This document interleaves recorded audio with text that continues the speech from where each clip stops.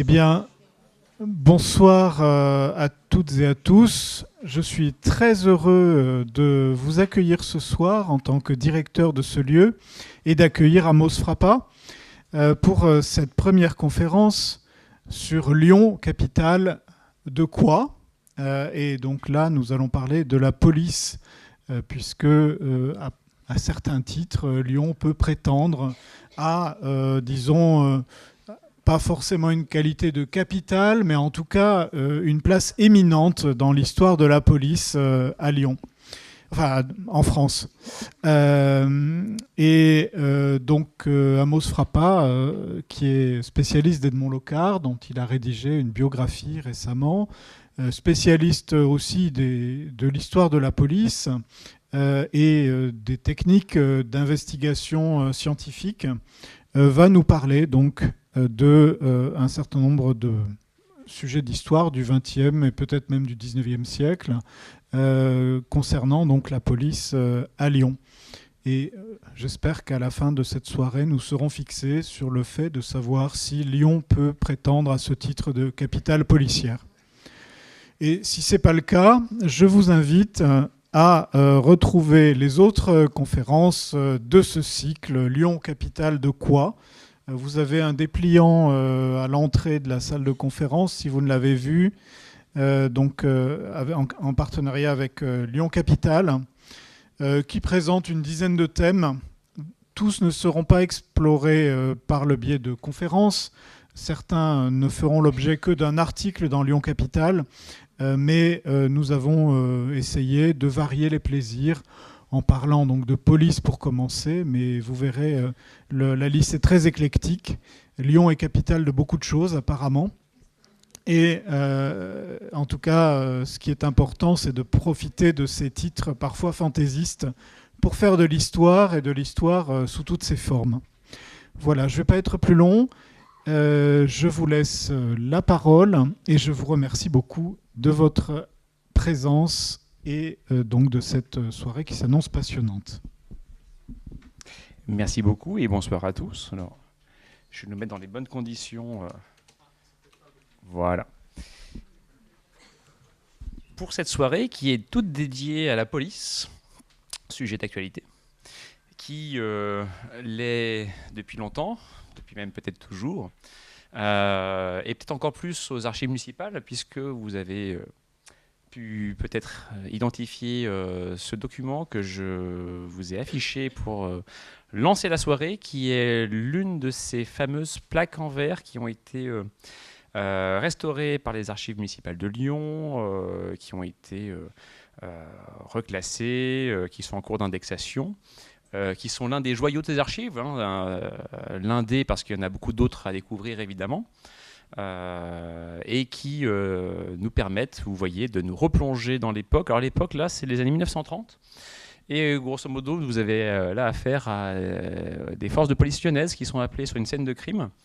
Alors la victime, vous la distinguez sur le côté gauche, c'est sur les quais du Rhône, qui à l'époque n'était pas le lieu de déambulation tel qu'on peut le connaître aujourd'hui, mais qui était plutôt le lieu des règlements de compte, le lieu des pauvres âmes errantes dans la ville, et c'est pour ça que c'était un lieu propice, du coup, effectivement, au crime.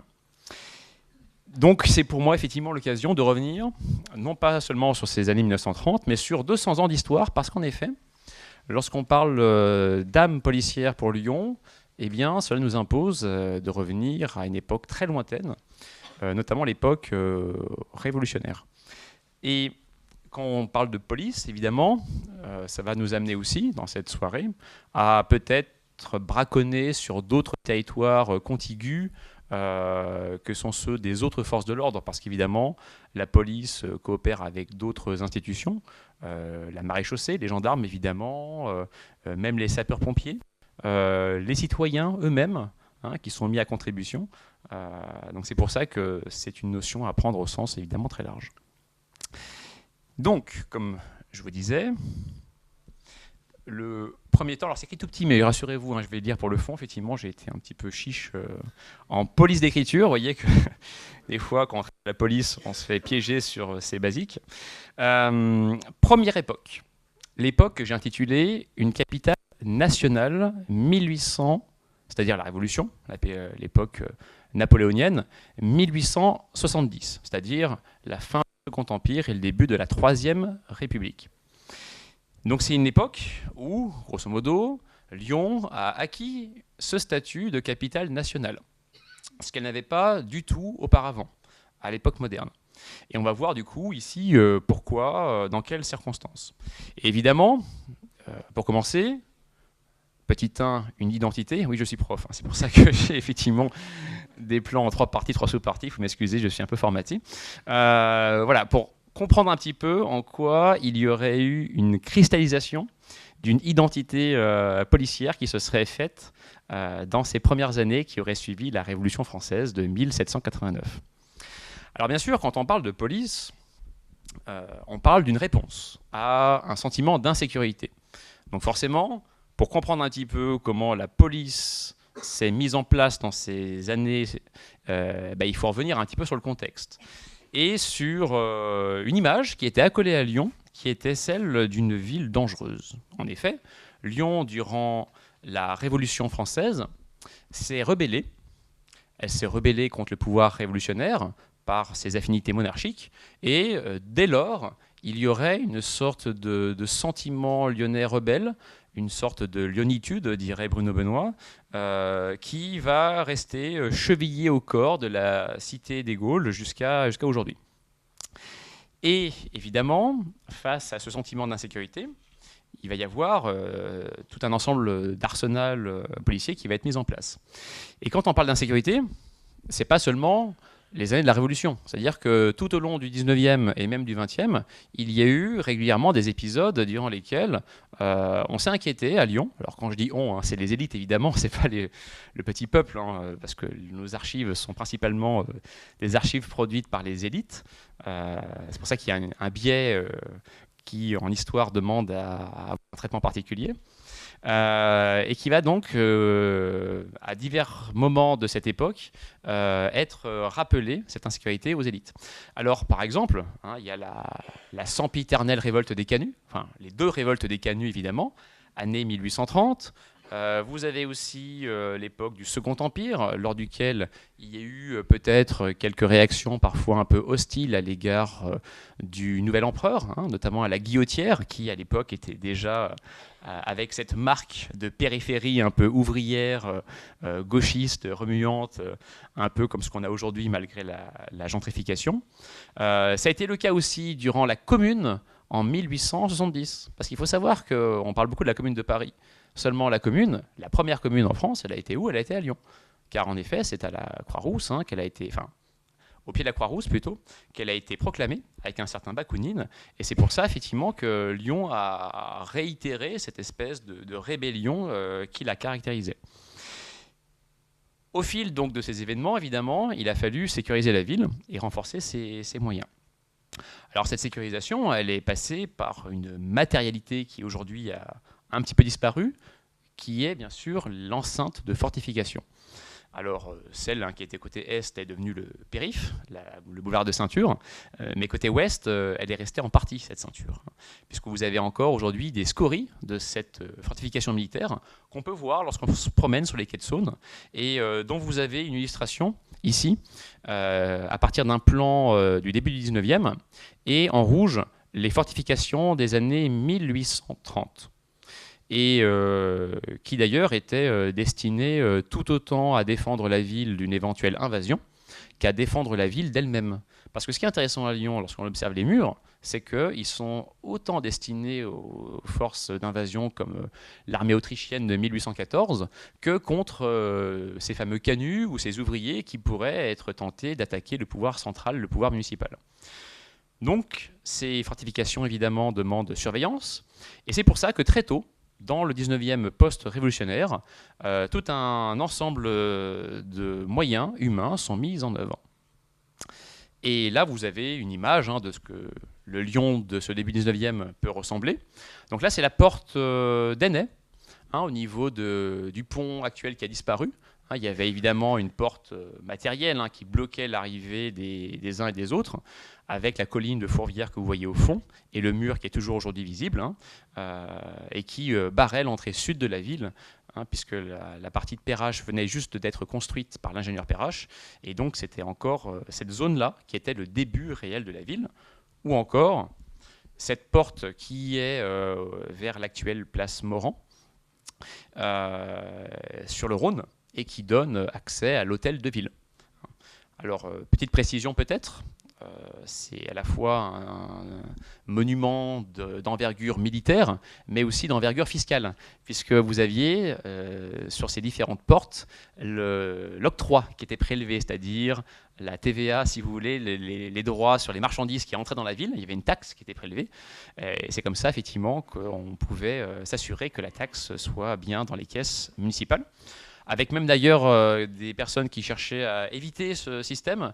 On a dans les archives, par exemple, des scènes cocasses où certains tentent de rentrer dans la ville avec des marchandises sur le fleuve, nuitamment, avec des courses-poursuites à rames, ce qui donnait des scènes, vous imaginez, un peu particulières.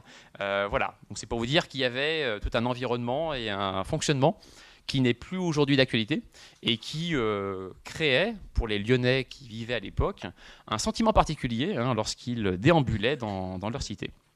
Mais évidemment, ces enceintes, ces portes, il faut bien les surveiller, et c'est là que la police intervient avec d'autres forces de maintien de l'ordre.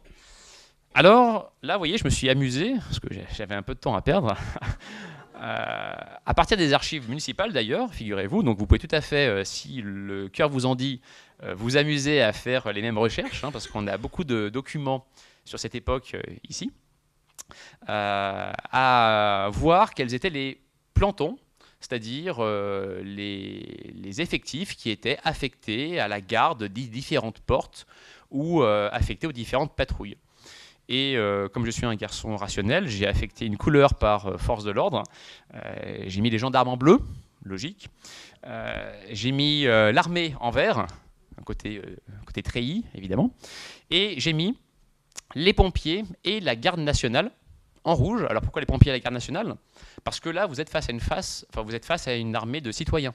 Parce que autant la garde nationale, qui est en gros une sorte de police temporaire qui, lorsqu'il y a des révolutions, déambule dans les rues avec des armes prêtées par la mairie pour assurer l'ordre, éviter qu'il y ait des pillages, et une force de police temporaire qui est assurée par des citoyens comme vous et moi, qui le jour ont leur activité, leur commerce, et qui la nuit, ou plutôt en fin de journée, enfilent leur uniforme, prennent une arme, et sous la direction d'un officier qui est un peu plus expérimenté, font ce qu'ils ne font jamais, c'est-à-dire éventuellement tirer sur des malfaiteurs. Et c'est pareil pour les pompiers, c'est-à-dire qu'à l'époque, il n'y avait pas forcément uniquement qu'une force permanente de pompiers, il y avait aussi les citoyens qui avaient une part active dans la surveillance et dans la lutte contre les incendies. Vous aviez par exemple, dans chaque zone de Lyon, il y en avait 3, vous aviez une cloche qui était laissée entre les mains d'un citoyen et qui devait faire la vigie, tout simplement. Et dès qu'il entendait un cri de haro, et dès qu'il entendait qu'il y avait quelque chose dans la ville, il devait prendre la cloche et l'agiter en tous sens pour que les citoyens sortent de chez eux, du moins. Dans les archives, on parle des bons pères de famille, évidemment, c'est l'époque qui voulait cela, et qu'ils aillent ainsi prêter main forte aux pompiers officiels pour ainsi faire la chaîne jusqu'au Rhône ou jusqu'à la Saône afin de chercher à éteindre les incendies. Donc c'est pour ça que j'ai rassemblé les pompiers et les gardes nationaux, parce que ce sont des citoyens, tout simplement, principalement, qui assurent cette tâche. Et vous allez remarquer en quoi il y a vraiment de l'inquiétude chez les élites, parce que lorsqu'on place sur la carte ces différentes forces, eh bien, on remarque qu'il va y avoir un maillage assez harmonieux. Alors les gendarmes, en 1830, ils étaient où? Ils étaient vers la place des terreaux, c'est-à-dire quasiment sur la Saône. Après, la gendarmerie sera un peu décalée au sud de Bellecour, et ils étaient accompagnés donc par l'armée, qui avait les postes de garde suivants, et enfin, par, vous voyez à quel point le maillage est fin, les gardes nationaux et les pompiers. Donc voilà pourquoi vous aviez à l'époque, effectivement, quelque chose qui était très révélateur de ce sentiment de danger permanent qui habitait les personnes, les acteurs qui dirigeaient la cité. Et petite remarque au passage, hein, vous remarquez qu'il n'y a absolument rien du côté de la Guillotière ou des Brotteaux, parce que c'était à l'époque des quartiers tout à fait neufs. Vous avez même d'ailleurs, à l'époque encore, une partie de l'actuelle Villeurbanne qui est rattachée à un autre département, hein, puisque là où il y a l'actuelle mairie de Villeurbanne, c'était auparavant un autre département avant qu'on annexe, pour des raisons de sécurité évidemment.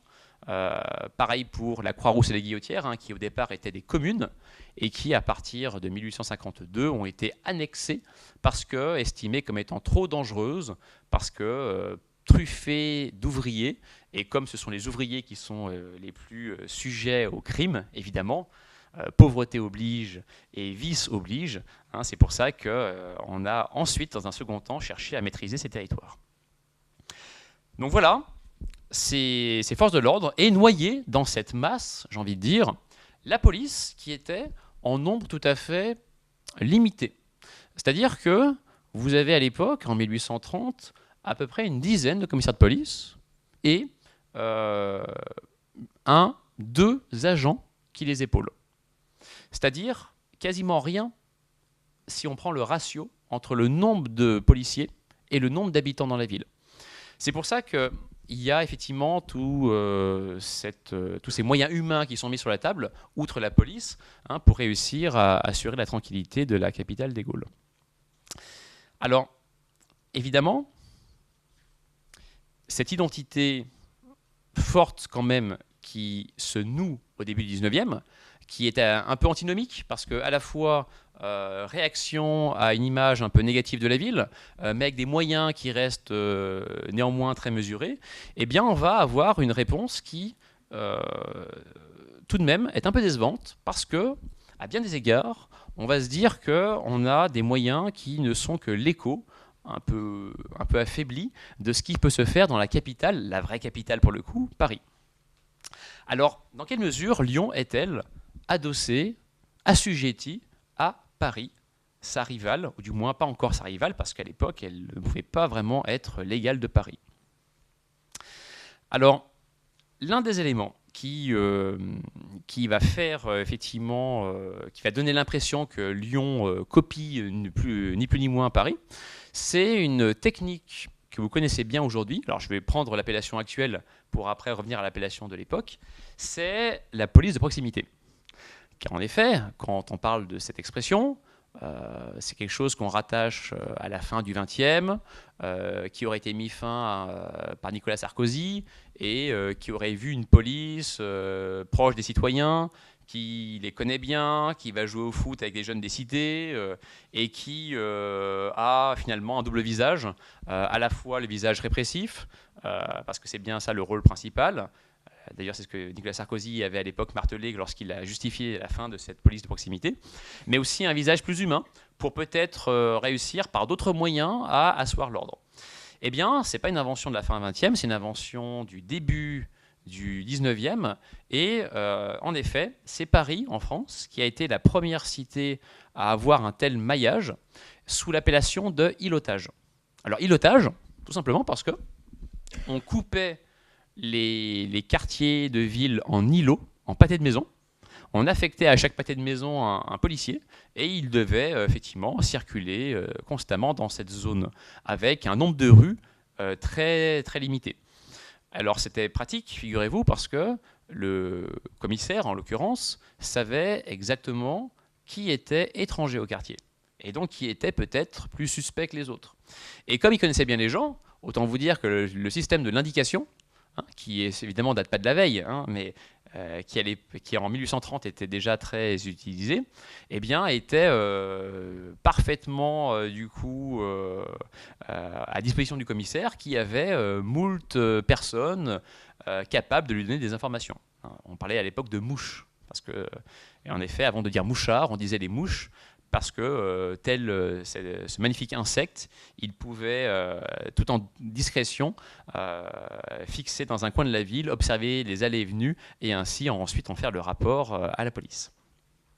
Donc l'îlotage, c'est en effet Paris qui l'a mis en place pour la première fois en France, au milieu du 19e. Et d'ailleurs, Paris l'aurait plus ou moins pris à Londres, car ce sont les Anglais qui, lorsqu'ils ont modernisé Scotland Yard en 1830, ont été les premiers en Europe à tenter l'îlotage avec les bobbies, parce que les bobbies, en effet, c'est une création associée à l'îlotage.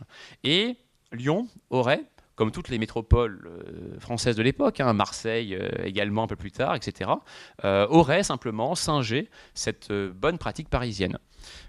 Qui peut-être était moins adaptée parce que, évidemment, Lyon, par rapport à Paris à l'époque, est déjà autrement plus modeste en superficie. Et ce n'est pas le seul élément qui montre que Lyon serait dominé par Paris. Le deuxième, et là j'ai repris un document qui est conservé aux archives municipales, c'est une photographie qui date des années 1850 et qui montre le passage, 1860, début 1860, et qui montre le passage de notre bon empereur Napoléon III à Lyon, juste avant d'aller en Savoie régler la question du référendum et du rattachement de la Savoie à la France. Et donc Napoléon III, avec l'impératrice, s'est rendu place Bellecour, parce que là c'est la place Bellecour que vous voyez, et c'est évidemment une époque particulière parce que c'est un moment où on a été dans une bascule entre une ancienne topographie lyonnaise avec une presqu'île qui était engoncée avec des rues étroites, quasiment étouffantes, noircies, très basses, et qui sont devenues ensuite, avec les travaux haussmanniens menés par le préfet Weiss, une ville plus aérée, avec des quartiers entiers qui ont été rasés, des grandes rues qui ont été percées, comme la rue Impériale, qui est l'actuelle rue de la République, comme la rue actuelle Victor Hugo également. Voilà, donc on est dans un moment de l'histoire lyonnaise de jonction, moment charnière, et Napoléon III se rend à ce moment-là à Lyon. Son oncle l'avait déjà fait d'ailleurs, parce qu'il y a toujours eu entre les Napoléon et Lyon une histoire sentimentale particulière. Lorsque Napoléon, l'oncle, au début du 19e, est monté pour les 100 jours à Paris reprendre son pouvoir, eh bien, il a fait une halte à Lyon et il a lâché un fameux Lyonnais, je vous aime. C'est pour ça que je parle de relations sentimentales entre les Bonaparte et la capitale des Gaules. Et en 1860, pourquoi, me direz-vous, ce bon Napoléon III passe à Lyon? Tout simplement parce que Lyon est devenue, quelques années plus tôt, la deuxième ville de France, après Paris, à avoir une police d'État. Car en effet, Napoléon III a bien compris qu'il était important pour lui de maîtriser cette cité un peu hostile, cette cité des canuts qui s'agitaient, cette cité qui, sans arrêt, se révoltait contre le pouvoir central. Et c'est pour ça qu'il s'est dit qu'il n'y avait rien de mieux à faire que de mettre en place une police d'État gérée par lui, payée par lui, pour réussir, en effet, à la maîtriser du mieux que ce soit. Et pour vous montrer à quel point ce quartier de Bellecour, à l'époque, porte encore les stigmates de cette rébellion lyonnaise, eh bien, vous aviez juste derrière la place Bellecour la préfecture du Rhône, qui était sur l'actuelle place des Jacobins. Alors c'est un bâtiment qui a été détruit depuis, donc vous n'en voyez plus trace. Il fallait l'imaginer entre la place Bellecour et l'actuelle place des Jacobins. Et lorsqu'il y a eu la révolte des canuts, eh bien, la deuxième il me semble, eh bien, le préfet du Rhône avait été ni plus ni moins pris en otage par les ouvriers dans cette préfecture. Donc c'est pour ça que c'est un lieu, si vous voulez, qui est central, mais tout de même dangereux. Et c'est pour ça que Napoléon, effectivement, en se rendant place Bellecour en 1860 à peu près, eh bien, envoie un message très fort aux Lyonnais pour les rassurer, comme il envoie un message très fort aux Français pour montrer que l'ordre est bien là. Donc voilà pourquoi, encore une fois, on a ce sentiment d'une cité lyonnaise qui est certes importante, mais plutôt par sa dangerosité et qui n'est que finalement le duplicata policier de ce qu'est la capitale de France. Pourtant, à cette époque, il y a déjà la formation d'un pôle policier lyonnais, petit 3. C'est-à-dire qu'il y a déjà des choses qui émergent à Lyon et qui se diffusent ailleurs en France, ou même au-delà de la France, et qui montre que Lyon existe sur la scène nationale. Et pour vous démontrer cela, je vais commencer par une figure iconique qui est celle de Vidocq. Alors Vidocq, si vous ne le connaissez pas, c'est un bagnard qui a été emprisonné, qui a été libéré en échange d'un pacte, pas un pacte avec le diable, mais un pacte avec la police. Je dis, c'est pas tout à fait différent pour l'imaginaire collectif. Et le pacte, c'était quoi? C'était que Vidocq allait se servir de son expérience de criminel pour servir les intérêts de la police. En recrutant d'ailleurs dans le milieu du crime des malfaiteurs, des anciens complices, pour former ce qu'on appelait la rousse. C'est pour ça qu'aujourd'hui la rousse, c'est un terme qui est aussi rattaché à la police, et ainsi aller arrêter ces anciens petits copains avec qui il avait partagé son quotidien pendant des années et des années. Donc c'est Vidocq à Paris, dans ce premier empire entre 1800 et 1815, celui qui va mettre en place ce qu'on pourrait qualifier de PJ actuelle, la police judiciaire. Sauf qu'à l'époque, on ne parle pas de PJ, on parle de sûreté. Donc c'est en gros un service spécial qui est dédié à la ville et qui est chargé de toutes les affaires un peu sensibles. C'est un peu la police des polices, la police des experts, avec des méthodes évidemment, pour l'époque, vous l'imaginez bien, un petit peu particulières, aux marges de la loi, et qui va donner malgré tout de très bons résultats. Eh bien, ce Vidocq, il est bel et bien parisien. Même s'il a fait d'ailleurs un petit séjour lyonnais, parce que avant qu'il soit recruté à Paris comme chef de la police, eh bien, il va faire une halte à Lyon en 1805. Il va rencontrer d'ailleurs celui qui dirigeait la police de Lyon à l'époque, un certain Dubois. Donc on a connu Vidocq à Lyon, mais de manière très, très courte. Eh bien, Vidocq, on pourrait se dire que lui aussi, c'est un personnage qui montre que voilà, c'est bien Paris qui donne l'impulsion, c'est bien Paris qui est source d'innovation, et Lyon est complètement raccroché à Paris, mais n'est pas la ville d'impulsion. Eh bien, détrompez-vous, parce qu'en effet, nous avons eu, nous aussi à Lyon, une sûreté, une PJ, qui s'est mise en place de manière concomitante. C'est-à-dire que dans les sources, c'est vraiment au même moment que la sûreté lyonnaise s'est mise en place, dès 1805 d'ailleurs à peu près, et sans lien avec Vidocq.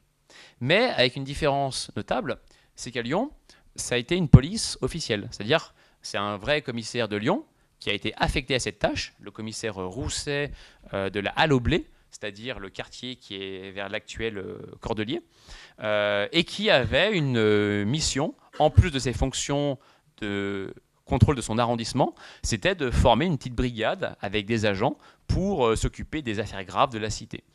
Et donc, cette police de sûreté lyonnaise, d'ailleurs, elle a inspiré d'autres villes, notamment Marseille. C'est-à-dire qu'en 1840 à peu près, dans les archives marseillaises, on voit émerger une police judiciaire également, mais qui n'est pas copiée sur Paris, qui est copiée sur Lyon. C'est pour ça que je vous parle de pôle lyonnais désormais, parce qu'on a bel et bien des initiatives qui montrent que Lyon, désormais, peut, à certaines occasions, prendre le leadership, si je peux me permettre, et être à l'origine d'innovations particulières. Alors, bien sûr, si je vous parle de ce commissaire Rousset du quartier de la Halle au Blé, il faut que je vous montre un peu à quoi ça pouvait ressembler, tout de même. Parce que ça ne ressemblait absolument aucunement à ce que c'est aujourd'hui. Alors, ce que vous distinguez, c'est la colonne du Méridien et derrière l'actuelle église de Bonaventure, donc des Cordeliers, avec grosso modo, alors c'est plus le planète Saturne qui est là, c'est autre chose maintenant, je ne sais plus. En tout cas, voilà, cette zone centrale que vous voyez, avec la colonne, a été rasée. C'est notamment un héritage des travaux haussmanniens, parce qu'évidemment, quand on a fait l'actuelle rue de la République, on a fait une large percée et on a tout revu le quartier, même si le quartier Groslay, qui est juste derrière l'église, c'est vers 1913 qui sera détruit pour donner ce qu'il est aujourd'hui. En tout cas, à l'époque, pourquoi c'est ce commissaire-là qui a été choisi pour être le chef de la sûreté lyonnaise? Parce que la Halle au Blé, parce que c'est là qu'on stockait le blé, notamment dans cette église, qui en effet servait, parce qu'on n'avait pas d'autre lieu de stockage de blé, eh bien c'était le point sensible de la ville. Parce que qui dit blé dit éventuelle source d'émeute. parce que dès qu'il y a une révolution en France, à l'époque moderne et à l'époque contemporaine, dès qu'il y a des troubles urbains, c'est parce qu'on manque de pain. C'est pour ça que c'est la zone, en fait, la plus importante à maîtriser dans la ville, plus que la zone qui est vers l'hôtel de ville, qui est peut-être plus flamboyante, centrale, parce que proche du pouvoir, mais qui est moins sensible à maîtriser. Et c'est pour ça aussi d'ailleurs que, alors je me suis permis une encartade dans l'histoire, pour ça aussi qu'on a fait ensuite en face les fameuses halles lyonnaises qui ont été démantelées vers 1970, jusqu'à ce qu'on ait les halles Bocuse qui ont été faites ensuite dans l'actuel quartier de la Part-Dieu. Donc ce très beau bâtiment qui était tout à fait l'incarnation de l'époque industrielle, tout en métal et tout en verre, était l'un des joyaux de Lyon, qui a été malheureusement détruit pour faire, je crois, un parking, parce qu'en effet, c'était l'époque du tout voiture, et c'est pour ça qu'aujourd'hui on a un monument complètement sans âme qui est à la place de ce beau bâtiment qui était tout à fait admirable. Bref, c'était le moment sentimental de la soirée, vous m'excuserez, j'écrase une petite larme, mais voilà. Ça me tenait à cœur de défendre ce beau monument.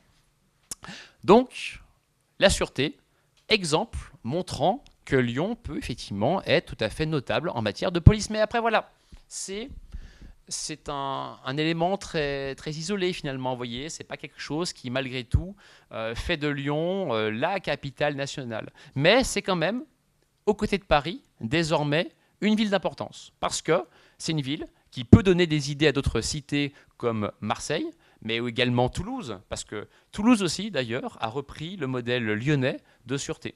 Donc, ce n'est pas vraiment des cas qui sont sur les doigts d'une main que je vous cite, c'est plutôt une dizaine de cas en France où on voit des choses qui sont reprises et qui viennent de Lyon.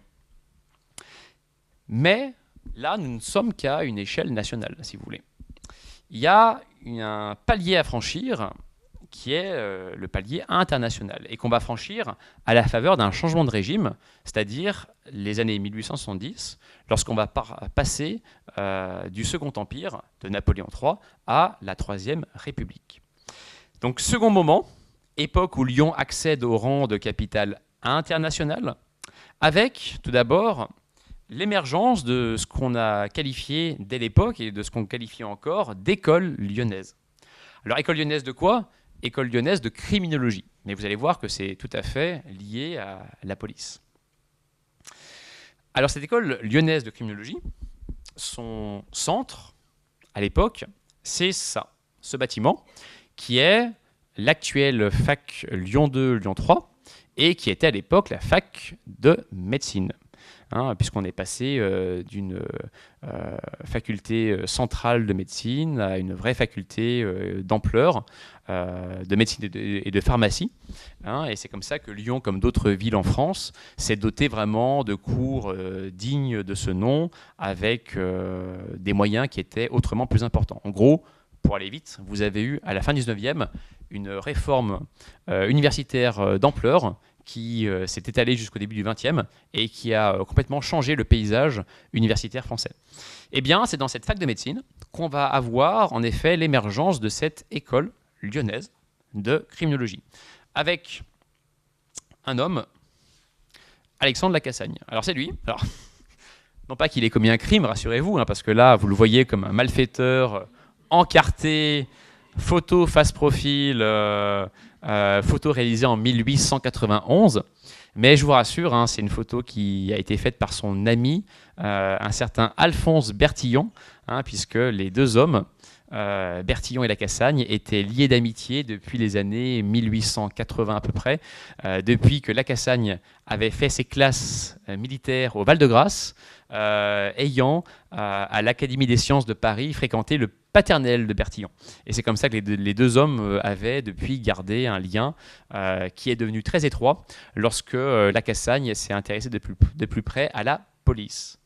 Parce qu'en effet, Lacassagne, c'est un médecin légiste, en effet, donc c'est un acteur, on va dire, périphérique des enquêtes, mais c'est quelqu'un qui, à l'époque, va incarner finalement la police lyonnaise et même la police française, parce qu'il va devenir, par son savoir, par ses réussites judiciaires, celui qui va démontrer tout l'intérêt de l'usage des sciences par la justice et par la police.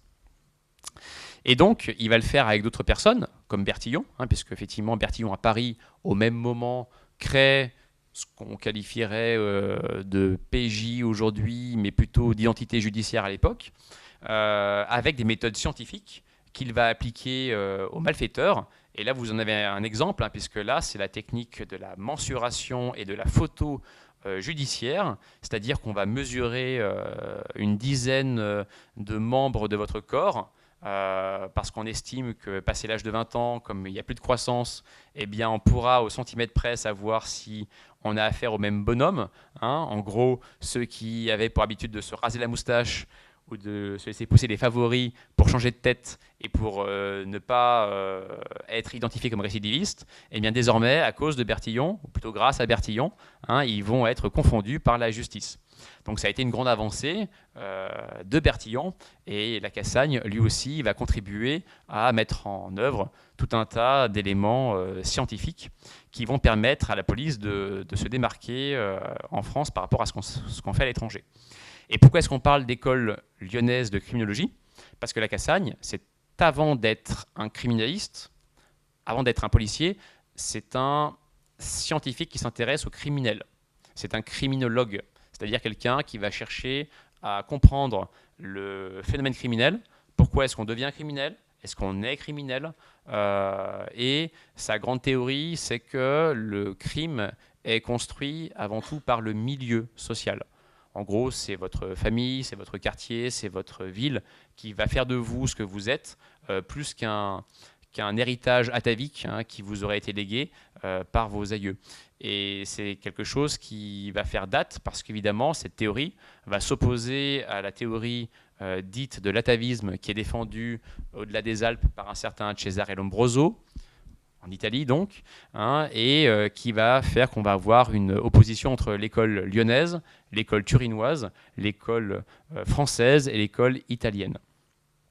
Et c'est ainsi que Lyon va se faire connaître dans le monde entier pour cela. Parce qu'en effet, la Cassagne va avoir la bonne idée de fonder en 1885 une revue internationale, les archives d'anthropologie criminelle, ce qui va permettre à Lyon de se faire connaître largement.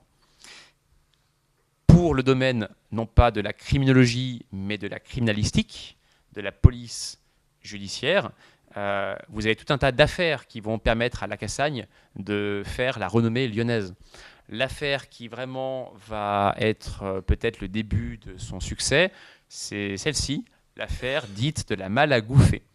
Car en effet, on va retrouver un certain Gouffé, huissier parisien, dans un état tout à fait, on va dire, peu avenant, puisqu'il va être tué, mis dans une malle, envoyé à Lyon depuis Paris, et la malle va être retrouvée à Millery, au sud de Lyon, et l'enquête va être à la fois lyonnaise et parisienne, et la Cassagne va réussir l'exploit de faire une deuxième autopsie, parce qu'en effet l'autopsie, le principe c'est qu'on n'en fait qu'une seule, parce que vous détruisez en la faisant les preuves, et bien il va réussir à, après qu'une première autopsie ait été faite, mais mal faite, il va réussir à en refaire une. Plus de 3 mois après la première, autant vous dire que le cadavre était dans un état pas tout à fait très frais, et il va réussir à identifier le défunt, qui était donc cet huissier parisien qui avait disparu quelques mois plus tôt. Et d'ailleurs, il va l'identifier grâce à la technique de son ami Bertillon, parce que c'est grâce à la mensuration des os qui vont rester qu'il va réussir du coup à savoir à qui il a affaire. Et il va donc trouver au centimètre près et quasiment l'année près la taille et l'âge de ce Gouffé avant de réussir à dire oui, c'est lui, c'est bien le même qui avait disparu à Paris quelque temps plus tôt. Et c'est comme ça que dès lors, tant en France qu'à l'étranger, la Cassagne et Lyon sont renommés parce que scrutés comme étant un lieu intéressant d'innovation scientifique et de découverte policière majeure. Autre affaire que je vais vous livrer, mais c'est un peu ma Madeleine de Proust, c'est un petit plaisir qui m'est cher, parce que vous allez voir qu'il y a un détail qui est plutôt particulier dans cette affaire. C'est l'affaire dite de la Villette à Lyon, qui se passe en 1899, un peu plus tard. qui est une affaire d'une guinguette, parce qu'à l'époque, la Pardieu, c'est pas du tout comme aujourd'hui, c'est la campagne. On a des tavernes qui accueillent les ouvriers qui viennent y trouver le repos pour le week-end, en buvant peut-être plus que de raison. Et là, c'est un assassinat d'une tenancière de guinguette, la femme Faucheran, avec quelques jeunes désœuvrés qui la tuent, qui la violent, qui l'assassinent, et qui vont lui prendre sa caisse de la soirée. Et l'élément clé dans cette affaire, c'est un détail qui se trouve sur l'image, je suis navré pour ceux qui sont tout au fond, en haut à gauche. Alors ceux qui sont devant peuvent lire, c'est marqué excrément. Car en effet, et oui, je sais, c'est particulier, je vois si... Non. Car en effet, le petit cadeau, la petite signature qui a été laissée par les malfaiteurs à ce moment-là, ça a été de déféquer sur le lit de la victime. C'était une sorte de pied de nez à la justice, si vous voulez, pour dire que c'était bien eux les plus forts et qu'ils n'avaient pas peur de se faire arrêter. Sauf que c'est ça qui va les faire arrêter, car en effet, la Cassagne, en analysant ses excréments, il va trouver un parasite rare qu'il va montrer à ses collègues de la fac de médecine, notamment au professeur Lortet, qui est le grand spécialiste de l'époque, et en faisant des relevés anneaux auprès des détenus de la prison Saint-Paul, et en corrélant avec ce qu'il avait trouvé dans les selles sur la scène de crime, eh bien, il va réussir à identifier celui qui était l'un des coupables de ce crime, et ainsi, par ce biais-là, donner à la police la première piste pour aller jusqu'à la vérité. Voilà, donc c'est peu ragoûtant, je suis navré parce que le repas n'est pas si loin, mais en tout cas, c'est très attendez, je vais y arriver. Sherlock Holmesien. Bon, c'est très holmésien, voilà, c'est mieux. C'est très holmésien comme démarche, car c'est le détail qui va permettre à la Cassagne d'arriver à la vérité judiciaire, et c'est très symptomatique d'ailleurs de ce qu'est aujourd'hui la police scientifique. C'est pour ça que la Cassagne est souvent présentée comme l'un des précurseurs, voire comme le précurseur de la police scientifique. Et ce n'est pas la seule affaire de cette nature, par exemple. Alors, il n'y a pas d'excréments, je vous rassure. C'est une affaire qui est un peu plus tardive.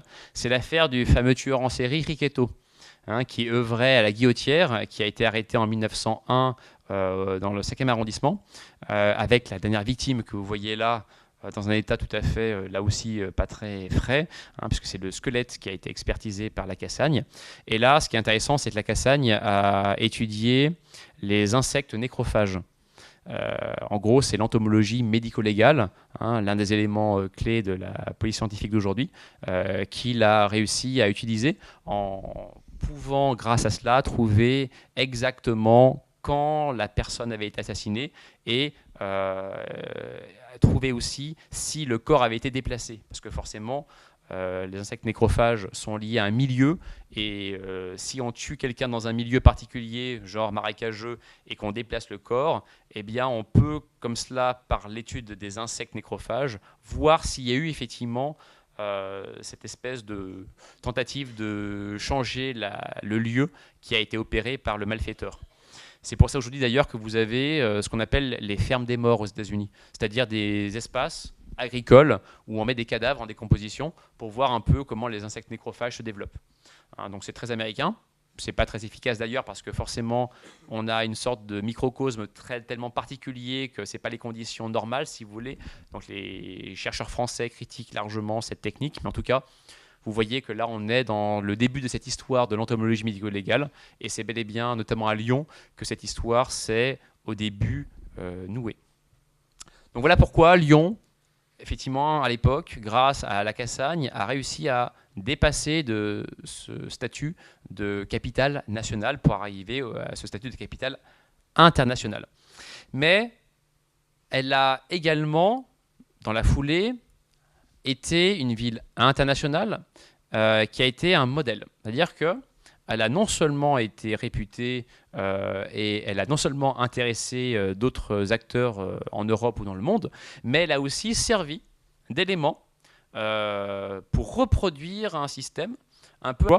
C'est ni plus ni moins que l'élève de la Cassagne, c'est-à-dire Edmond Locard, celui qui, à Lyon, a créé en 1910 ce qui aurait été le premier laboratoire de police scientifique au monde. Alors, c'est un peu exagéré peut-être, mais en tout cas, voilà, c'est l'image qui reste accolée à cette grande figure lyonnaise encore aujourd'hui. Et lui, son centre de travail, c'était cela, le palais aux 24 colonnes, toujours en place pour le coup.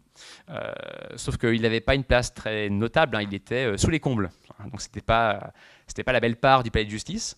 Et c'est là que cet élève de Lacassagne, mettant en place une police scientifique au sens strict, a effectivement permis à Lyon de s'asseoir un peu plus dans le paysage international policier. Vous voyez, c'était son premier bureau. Autant vous dire, c'est pas les experts Miami, hein, c'est vraiment modeste. Il y a quelques livres qui se courent après. L'éclairage en travers, quelques chaises en bois qui n'ont pas l'air d'un confort tout à fait admirable. Voilà, donc ça ne fait pas très rêver, et pourtant, malgré ses moyens tout à fait modestes, il a réussi à avoir des résultats extraordinaires, hein. Donc cette asymétrie entre les moyens et les résultats, c'est un peu ce qui a fait sa renommée, et c'est ce qui a notamment séduit nos amis américains. Car en effet, je vous parle de modèles, mais les Américains, eux, ce qui les intéresse, en bons capitalistes, c'est réussir à faire beaucoup avec peu. Donc quand ils ont vu que des gens comme Locard parvenaient en France avec des moyens modestes à avoir des résultats extraordinaires, eh bien, ils ont tout de suite envoyé sur place des gens pour nous scruter et nous copier. Et c'est notamment Hoover, patron du FBI, hein, qui en 1935-40 a missionné des gens du FBI à Lyon pour justement que Lyon puisse servir de source d'inspiration pour ce qui devait se faire ensuite aux États-Unis. Alors Locard, lui, ce qu'il a caractérisé dans son œuvre, si vous voulez, et dans le fait que Lyon a été connu, c'est que c'est lui qui a imposé en France les empreintes digitales. Ce qui n'était pas du tout joué à l'époque, même si Bertillon, inventeur de cette anthropométrie judiciaire, avait quand même accepté d'intégrer ces empreintes digitales dans ses fiches d'identification. Puisque là, vous voyez que ce sont des fiches parisiennes et que vous avez au bas de la fiche 5 empreintes digitales qui y ont été apposées. Et c'est d'ailleurs une affaire célèbre, l'affaire Schaeffer, une affaire d'assassinat qui se passe à Paris en 1902 et qui est la première affaire officielle où Bertillon aurait réussi, grâce aux empreintes digitales, à identifier quelqu'un. Parce que le criminel avait laissé ses empreintes magnifiquement sur un beau morceau de vitre brisé. Sauf que c'est un peu monté en épingle parce que, si vous voulez, Bertillon, il savait quelle fiche chercher dans le registre, puisqu'il y avait eu une dénonciation anonyme qui avait permis de savoir que c'était sûrement lui qui avait fait le coup. Pour ça que c'est un peu quelque chose qui a été monté en épingle à l'époque, parce que Bertillon n'y croyait pas vraiment à cette technique. Parce que lui n'avait pas choisi d'indexer le fichier par une entrée dactyloscopique. Ce que Locard, lui, fera. Et c'est pour ça que Bertillon va se faire avoir ensuite avec une autre affaire encore plus célèbre, qui est l'affaire du vol de la Joconde. Car en effet, en 1911, drame national, la Joconde, notre Joconde, est volée au Louvre. Et il se trouve qu'il y a également de très belles empreintes digitales sur la vitre qui est restée au musée.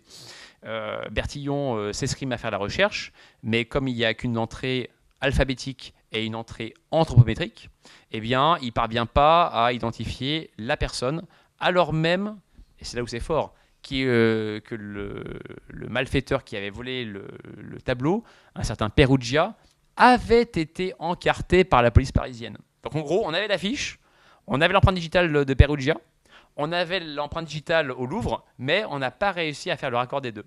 Et c'est là que Locard a été le maillon manquant dans cette histoire, parce que c'est lui qui, en imposant la révolution dactyloscopique, a fait que désormais, c'est la dactyloscopie qui est devenue la science première avant le bertillonnage, et c'est pour ça qu'on a commencé à avoir des résultats autrement plus intéressants en France à ce moment-là. Donc voilà effectivement un exemple de ce qui était paru à l'époque, hein, lorsque la Joconde avait disparu. Ça avait été un drame, on avait même fait appel à des voyantes pour chercher à retrouver l'emplacement de la Joconde, hein, qui avait d'ailleurs tout échoué, hein, parce que le recours au médium, hein, c'est un classique de l'histoire judiciaire. Ça le reste aujourd'hui encore, hein, mais à l'époque, ça avait été une sorte de recours ultime qui était un aveu d'échec, bien évidemment. Alors pourquoi Locard est vraiment celui qui ancre Lyon dans cette échelle internationale, c'est pas seulement parce qu'il a réussi à proroger l'œuvre de la Cassagne et qu'il a été recopié par le FBI, c'est aussi parce qu'il a conquis des territoires qui auparavant n'étaient pas du tout français, et encore moins lyonnais. Et il a été, il est vrai, servi aussi par le contexte de l'époque. Pourquoi ? Parce que là, vous avez, je ne sais pas si vous avez reconnu, un bâtiment qui n'a pas disparu, qui est à Saint-Just, qui est l'ancien centre indo-chinois, franco-chinois, hein, qui avait été mis en place vers 1920 et qui a été fermé avec la Deuxième Guerre mondiale. Car en effet, on a eu à Lyon tout un tas d'étudiants chinois qui sont venus chaque année étudier et qui ont fait que des liens très étroits s'étaient noués entre Lyon et la Chine. Et Locard a profité de cette occasion pour intercepter des étudiants chinois et en faire des chercheurs en police scientifique. Et c'est comme ça qu'il y a tout un tas d'innovations qui vont être reprises à l'étranger venant de chercheurs chinois. Et c'est pour ça qu'on va avoir en Chine à l'époque des révolutions policières qui vont se faire sur le modèle notamment lyonnais. Et à l'époque, vous voyez, alors là encore, ceux qui sont un peu au fond auront du mal à voir le détail, mais grosso modo, le laboratoire de police aux 24 colonnes était ici, et l'Institut franco-chinois était à quelques encablures de là, juste ici. Donc il y avait une proximité spatiale qui faisait que vraiment les liens étaient très simples à nouer. Alors, oui, je vous commente un petit peu la carte quand même, hein, pour le simple plaisir.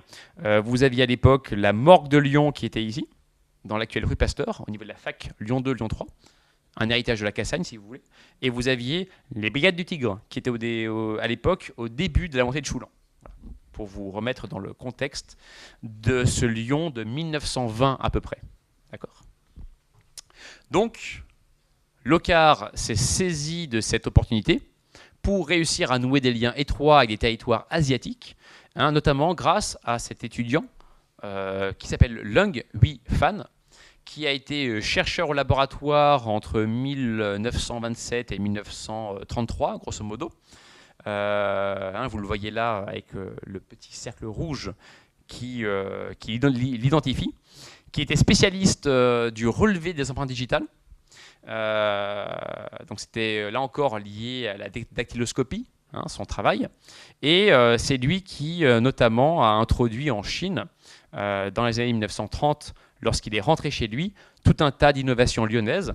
Et c'est comme ça qu'on s'est retrouvé à avoir en 1937 un ancien membre du laboratoire de Lyon, qui s'appelait Delorme, qui a été nommé à la tête de la police scientifique de Shanghai.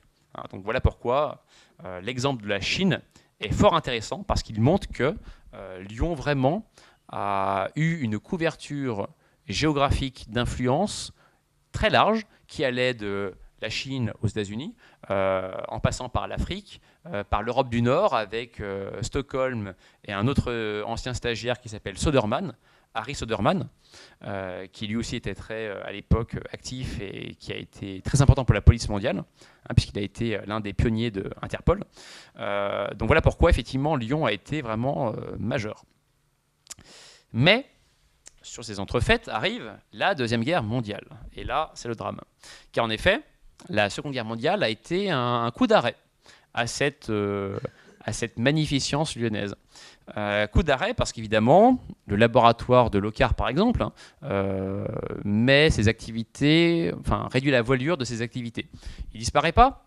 Le Locard reste à la tête du laboratoire parce qu'il est plus mobilisable, mais en tout cas, on n'a plus les mêmes moyens. Et c'est comme ça que Lyon, sans le savoir d'ailleurs, commence à être rétrogradé en matière de rayonnement international. Avec là donc une photo évidemment de l'occupation qui vous montre l'hôtel de ville de l'époque.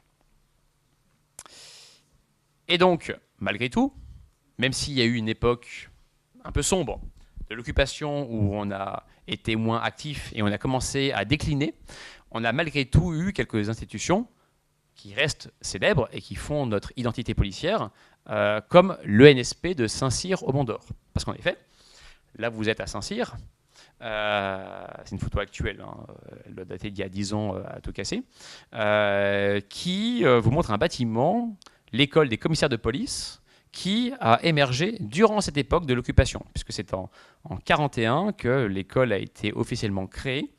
D'ailleurs, suite à des initiatives dans lesquelles l'OCAR était partie prenante et qui a été plus ou moins lancée même avant la guerre. Parce qu'en 1939, on voulait déjà faire une école de commissaires, enfin une école nationale.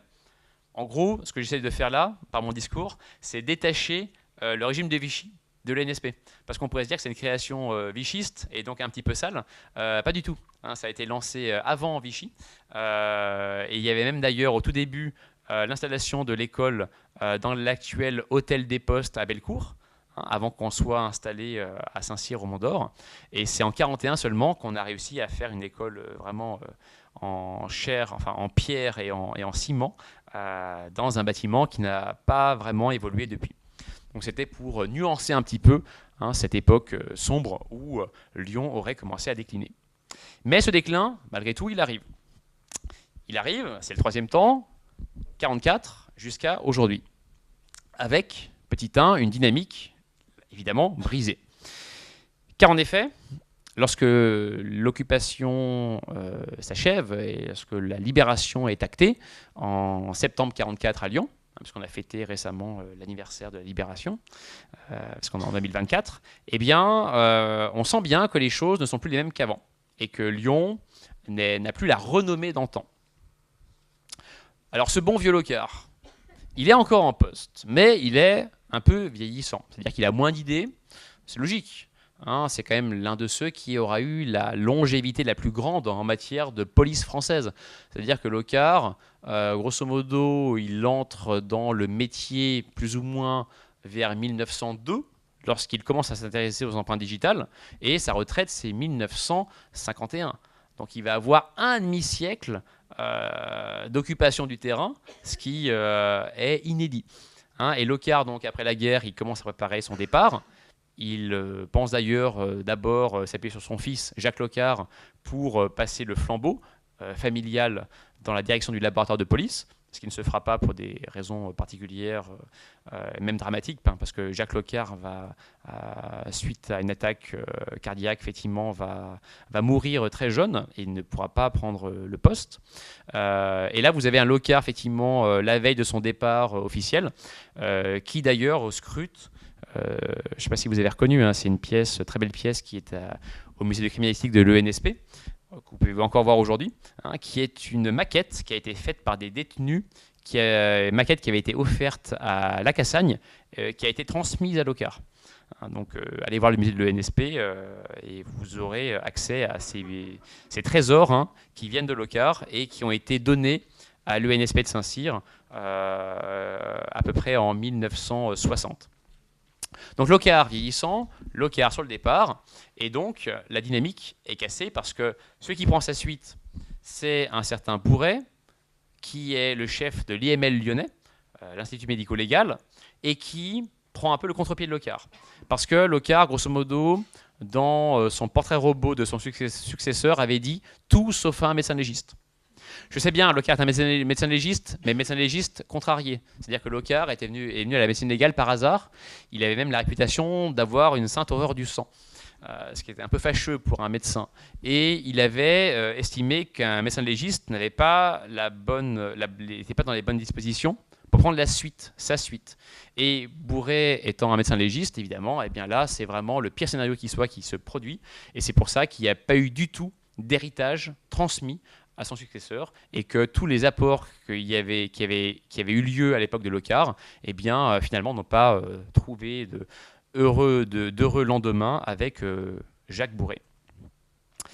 Mais c'est pas tout. Et je vais dans mes classiques lyonnais, évidemment. Ce déclin, si vous voulez, il va même se voir sur un plan plus populaire, parce que la police scientifique lyonnaise, hein, qui était un peu le fleuron de la police lyonnaise, hein, qui faisait vraiment tout son succès, toute sa renommée, devient tellement plus anonyme que sa présence disparaît même des bons vieux romans policiers. même de ceux qui viennent du cru. Parce qu'évidemment, Frédéric Dard est un local de l'étape. C'est même quelqu'un qui a connu Locard et qui a beaucoup échangé avec lui. Vous avez sa correspondance qui est conservée aux archives municipales de Lyon, si vous voulez jeter un petit coup d'œil. Ceux qui tiennent les associations de Frédéric Dard savent qu'il y a cette relation très particulière qui était entre les deux hommes. Et pourtant, dans le roman qui traite de Lyon, sans Antonio chez les Gaunes, eh bien, nulle trace du laboratoire de police qui pourtant est bien dans l'espace couvert par le roman. Parce que le laboratoire de police de l'époque, de San Antonio, années 50, il reste rue Saint-Jean, et la rue Saint-Jean est évoquée dans ce San Antonio, eh bien, pas une seule ligne. Et ça, pour moi, c'est vraiment symptomatique de cette espèce d'oubli qui caractérise cette époque où, effectivement, la police scientifique, et plus largement la police lyonnaise, effectivement, perd un peu le lien avec son histoire, avec ce qui fait son identité. Et c'est pour ça qu'on est dans une époque un peu troublante. Et évidemment, il n'y a pas que cet oubli qui explique un peu cette nouvelle ère, il y a aussi peut-être d'autres intérêts, car en effet, là, j'ai pris le gang des Lyonnais, évidemment. Un gang des Lyonnais qui sévit entre 67 et 77, grosso modo. C'est un gang qui a été mis en échec par le juge Renaud, même si, a priori, ils ont été un peu liés à son assassinat. C'est un gang qui était plus ou moins la reprise du gang du Gros Caillou à la Croix-Rousse, et qui était spécialisé dans le braquage à la fourgonnette. C'est pour ça qu'on l'a appelé le gang des estafettes ou des blouses bleues. Et ce gang qui sévit à l'époque incarne un petit peu ce qui fait l'actualité judiciaire française, c'est-à-dire l'attrait pour les gangs comme l'attrait pour la lutte contre la drogue. Et là, effectivement, ce n'est pas des éléments dans lesquels Lyon se distingue, si ce n'est par rapport à ce fameux gang des Lyonnais. C'est aussi l'époque de Mesrine. Et lorsqu'on parle avec les policiers qui sont aujourd'hui en retraite et qui ont connu cette époque, eh bien, c'est un élément d'explication qu'ils avancent pour chercher à comprendre pourquoi on a commencé à se désintéresser un petit peu de la police scientifique. Et pourquoi ça a contribué à ce vaste process où on s'est un peu mis en retrait par rapport à cette histoire. Mais, évidemment, il y a eu un tournant, une bascule dans ce XXe siècle, une bascule de modernisation qui a permis de changer la donne. Cette modernisation, c'est de nouveaux locaux. Donc là, vous avez l'hôtel de police de la rue Berlier, avec aujourd'hui un profil un peu différent, parce que l'hôtel a été modernisé il y a quelques années. Il est tout gris aujourd'hui, beaucoup plus moderne qu'il ne l'était à l'époque, dans les années 70. Et c'est là que, par exemple, on a installé le laboratoire de police de Lyon, donc avec du nouveau matériel, etc., pour relancer un peu la dynamique. Mais timidement, c'est-à-dire qu'à l'époque, si vous voulez, ça n'a pas eu un effet vraiment notoire sur l'efficacité policière lyonnaise. Surtout, quelques temps après, en 1985, vous avez cet homme, Jean Cial, qui va être vraiment celui qui va porter les stockades dans l'opération de modernisation de la police, que ce soit à Lyon ou dans le reste de la France. Car en effet, c'est lui qui va mettre en place la police scientifique telle qu'on la connaît aujourd'hui. Et vous distinguez d'ailleurs derrière lui un logo, qui est le logo de la PJ, avec le tigre et l'image, l'ombre chinoise de Clémenceau, puisque Clémenceau était le créateur supposé des brigades du Tigre, donc de la police judiciaire, parce que les SRPJ ne sont ni plus ni moins que les héritiers des brigades du Tigre. Et c'est dans cette PJ que Jean Cial a eu pour mission de réformer la police scientifique. Parce qu'à l'époque de Jean Cial, la PTS était une fonction de la PJ, était adossée à la PJ. Ce n'est plus le cas aujourd'hui, mais à l'époque, c'était encore effectivement quelque chose qui était une caractéristique de notre police française. Et c'est lui qui, si vous voulez, à une époque où il va y avoir de grandes affaires qui vont révéler peut-être les limites de la police, notamment l'affaire Thierry Paulin à Paris, un tueur en série qui s'est fait connaître par rapport à ces meurtres des petites vieilles. L'affaire aussi Grégory, qui, elle, plutôt a mis en exergue les limites des gendarmes en matière de science, affaire qui n'est pas classée, puisque je vous rappelle que ces derniers jours, il y a eu encore quelques rebondissements avec des interviews, des découvertes à la clé pour relancer un peu l'affaire, donc c'est encore une affaire qui est en cours. Et ça a été pour Jean Cial et ses collaborateurs autant d'éléments qui justifiaient le fait de mettre en place une grande réforme. Et c'est comme ça qu'on a eu quelque chose qui a remis un peu Lyon au centre du jeu policier. Pourquoi ? Parce que c'est à Lyon, à Écully pour être plus précis, que suite à cette vague de réforme de Jean Cial, on a mis en place ce qui est l'actuel SNPS, le Service national de police scientifique. Sauf qu'à l'époque, il n'y avait pas ce nom-là, mais en tout cas, c'est Jean Cial à qui on doit effectivement le fait d'avoir redonné à Lyon ce que Lyon avait été à l'époque de Locard, c'est-à-dire une capitale internationale en matière de police scientifique. Car en effet, c'est aujourd'hui à Lyon que vous avez pardon, je vais y revenir. Que vous avez ce SNPS. J'ai un peu spoilé la suite, je suis navré. Ce SNPS, et qui est l'épicentre de la police scientifique, car ce n'est pas à Paris que ça se décide, c'est vraiment à Lyon. Et quand même une extension récente qui a été faite, puisque l'EM Lyon vient de déménager à Gerland et les locaux ont été récupérés par le SNPS à Écully. Donc voilà pourquoi on retrouve, grâce à Jean Cial et ses réformes, un rang particulier. Mais également, et c'est là où je vais en venir à Interpol, parce que là c'est bien Interpol que vous reconnaissez à côté du parc de la Tête d'Or. Donc là on est à la fin des années 80. Et là, il y a un choix qui va se faire par rapport à Interpol, cette police internationale qui est censée, par un partage de fichiers, permettre de mettre en échec la criminalité internationale. Et il va y avoir, alors c'est à la fois un mythe et une vraie histoire, il va y avoir une sorte de Final Four, si vous voulez, quelques villes qui au final vont être à départager pour savoir qui va accueillir Interpol. Et la délégation étant à Lyon, eh bien, va être orienté par les hôtes lyonnais parce qu'il se faisait un peu tard et que l'avion n'était pas tout de suite à l'aéroport de Satolas. Eh bien, ils vont être orientés vers un bouchon, évidemment, lyonnais. Et c'est grâce à ce repas gargantuesque classique avec des gratons et tout ce qu'il faut bien dans ce bouchon lyonnais que la délégation a été convaincue et a installé l'Interpol à Lyon, pour un loyer modique et symbolique de 1 franc. Parce qu'évidemment, ils ont aussi été attirés par des conditions incroyables qui étaient « on vous paye le loyer », ce qui bien sûr est un argument décisif.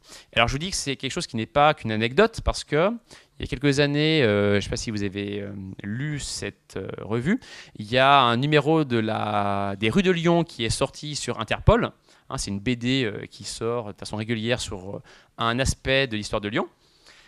Et qui montre bien souvent à quel point Lyon peut être capitale dans des domaines, et qui a été faite par un journaliste et un dessinateur, et ce jeune journaliste, ayant interrogé des gens de la délégation de l'époque pour voir si ce mythe était réel ou pas, eh bien, a eu confirmation que c'est bel et bien ce resto dans ce bouchon qui a été l'élément qui a validé le choix de Lyon pour devenir le centre de la police internationale. Alors, c'est pas non plus quelque chose qui a été volé, je vous rassure, parce que Locard, à son époque, avait déjà cherché à mettre en œuvre une sorte d'Interpol, qui n'en avait pas le nom, qui était l'Académie internationale de criminalistique. Donc c'est pour ça que c'est un juste retour des choses, finalement. Et puis on se rend compte aujourd'hui que, parce qu'il a été question, bien sûr, de déménager Interpol, notamment en Chine, mais on s'est rendu compte depuis que le patron de l'Interpol chinois avait été arrêté par les Chinois pour une affaire de corruption, mais on sait bien qu'en Chine, c'est plus un argument pour faire le ménage qu'un vrai chef d'accusation. On se rend bien compte qu'on a peut-être bien fait de garder Interpol en France et à Lyon, plutôt que d'aller déménager en Chine et d'être du coup soumis au pouvoir chinois qui n'est pas forcément réputé pour être conciliant. Donc voilà pourquoi aujourd'hui, Lyon retrouve sa place de capitale internationale de police. Donc voilà pourquoi on revient effectivement à ce statut, avec, donc c'est là où j'en viens au site actuel du SNPS, Écully, qui aujourd'hui est un peu l'incarnation de ce retour en force de Lyon, notamment parce que c'est à Lyon qu'a été inventé ce qui est aujourd'hui l'élément marketing premier du SNPS à l'échelle internationale. Cet élément marketing, c'est ce qu'on appelle le portrait robot génétique. Alors qu'est-ce que c'est? C'est le fait de travailler sur une partie de l'ADN qu'on ne travaillait pas auparavant, pour des raisons liées à la démocratie et des raisons légales. On avait peur que ce soit une atteinte à l'identité des citoyens. Ça aille trop loin dans la recherche de l'identification du criminel.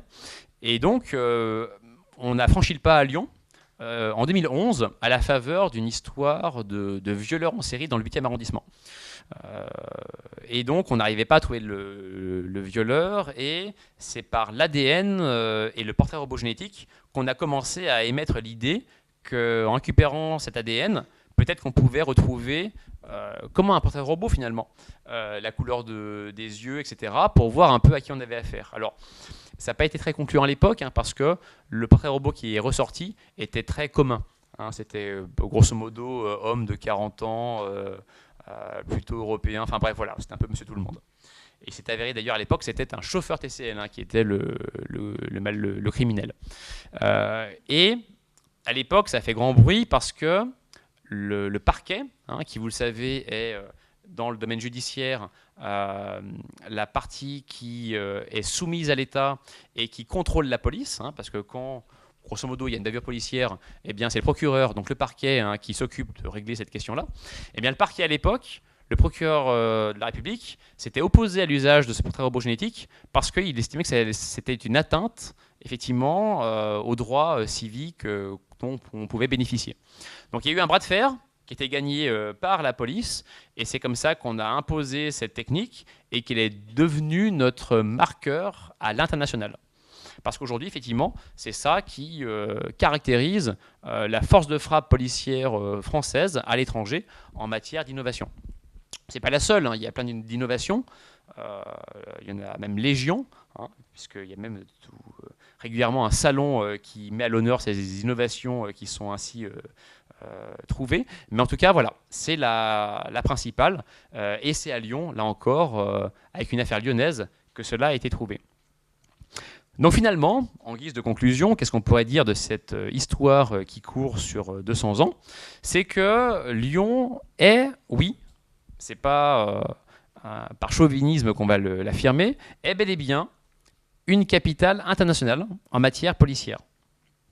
Et pour vous en convaincre, il suffit d'aller voir la série Les Experts Miami, dans lesquels on a Locard qui est cité, son principe d'échange, vous voyez, bon, c'est pas Lyon, je veux bien, mais en tout cas, les Américains, lorsqu'ils se renseignent après, ils se rendent compte qu'ils ont affaire à un personnage qui est fermement ancré à Lyon, qui a jamais voulu quitter Lyon dans sa carrière, et c'est pas pour rien. C'est-à-dire qu'en fait, les Locard, les Lacassagne et consorts ne sont pas arrivés là par le fruit du hasard. C'est parce que Lyon, depuis l'après-Révolution française, s'est forgé en effet une identité particulière, a réussi en partant quasiment de rien, parce que Lyon n'avait pas de particularité singulière en matière de police.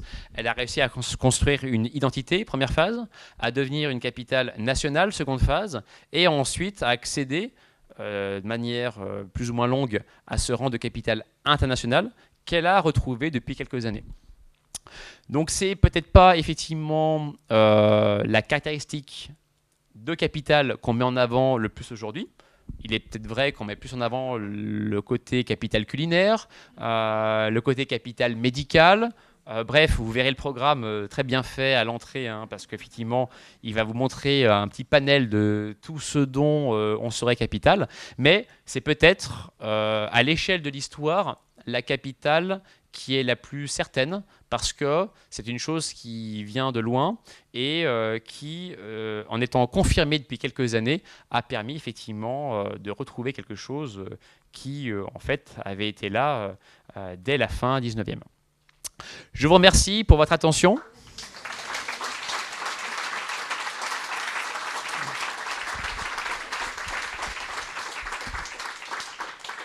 Et je vais voir bien sûr si vous avez quelques questions qui vous viennent suite à cette conférence.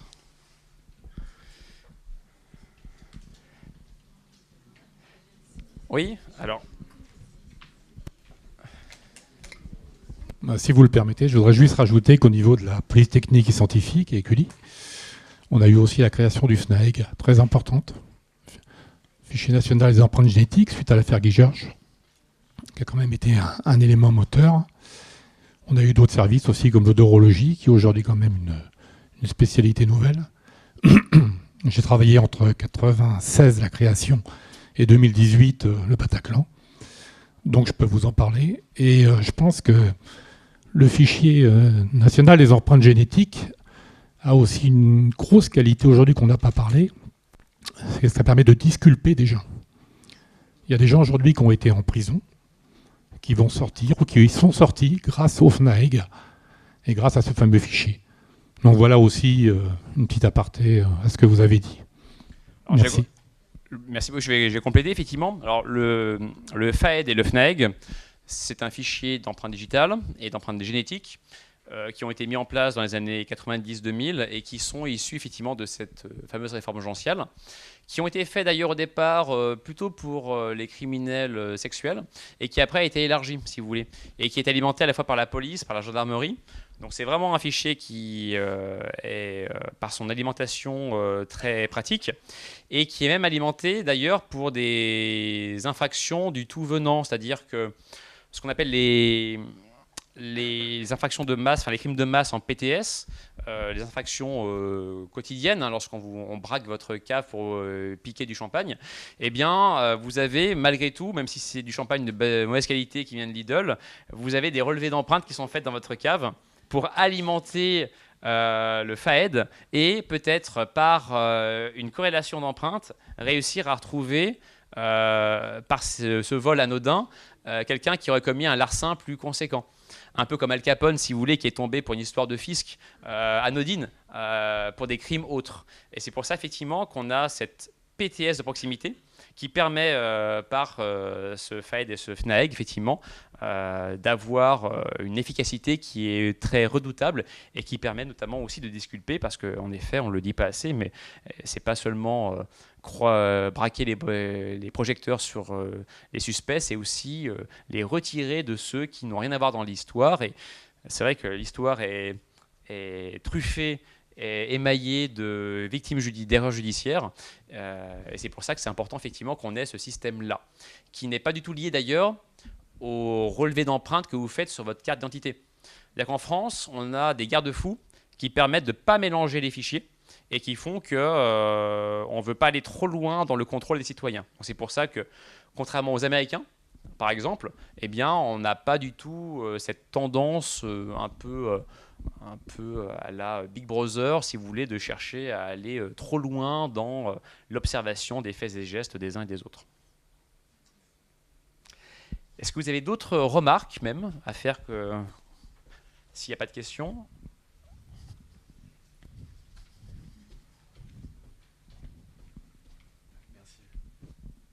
Alors, moi j'ai juste une question, et j'ai peut-être pas bien compris, mais quand vous avez parlé de la Cassagne, il y a un moment où vous avez dit qu'il a pu identifier un corps avec un défunt, avec la mensuration des os, mais comment il avait pu les relever du vivant du défunt? C'était un huissier, c'est ça? Enfin, est-ce que tout le monde devait faire ces mensurations? Il y avait un fichier national, ou je comprends pas comment il a pu, grâce à ça, l'identifier en fait?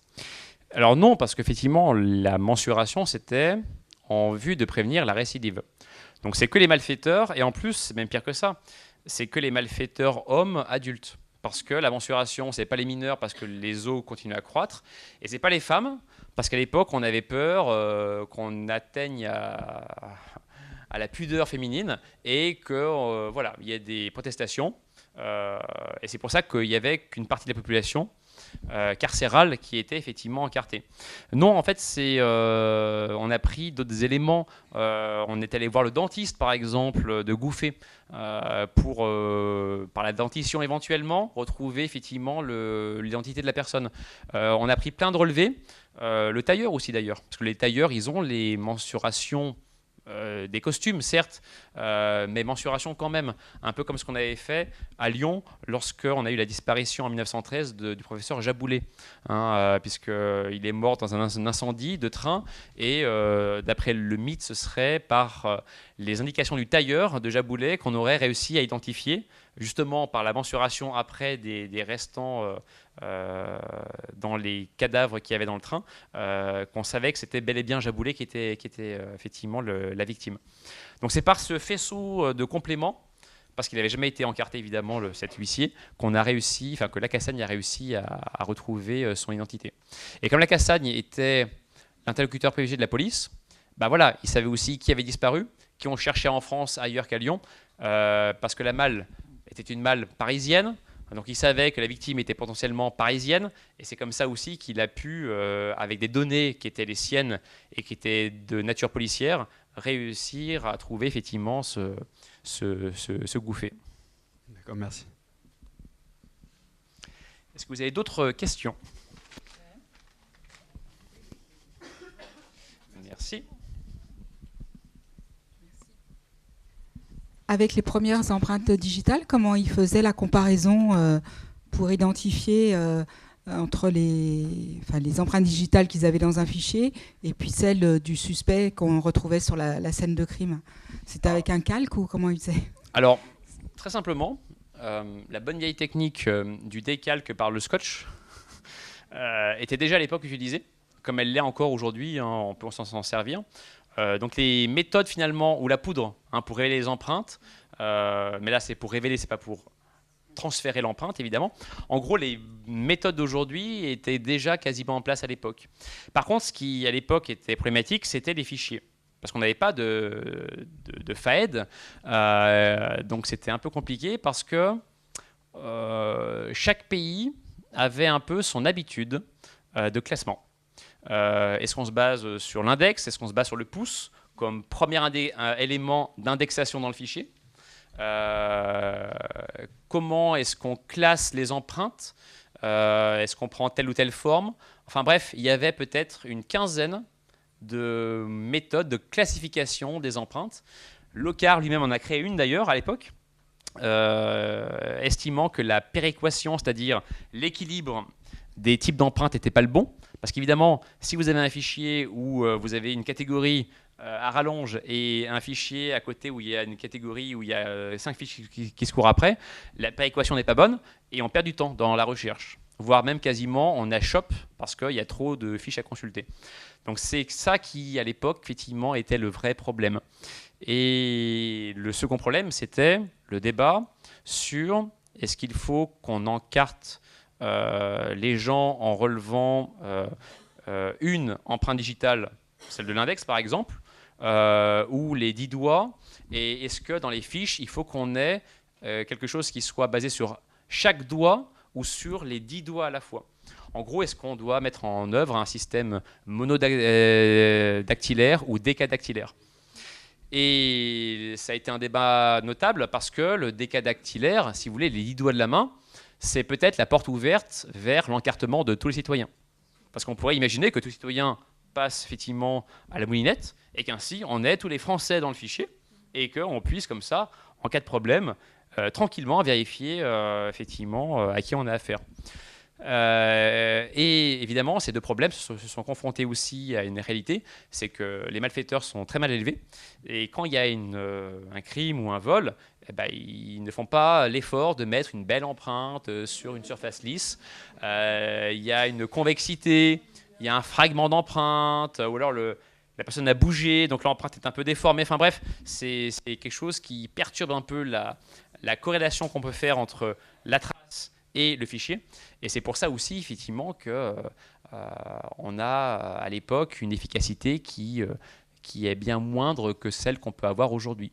Mais aujourd'hui, même si on a le FAED pour connecter avec ce qu'on a dit tout à l'heure, l'œil humain reste primordial. C'est-à-dire que le FAED, vous allez effectivement mettre dans la base de données votre trace papillaire, et lui, il va vous sortir 15 autres empreintes digitales qui matchent entre guillemets avec votre trace papillaire. Mais après, c'est un opérateur qui va avec effectivement son œil et son doigt chercher chaque irrégularité, chaque accident de l'empreinte digitale pour voir effectivement en comparant si on a bel et bien affaire au même bonhomme.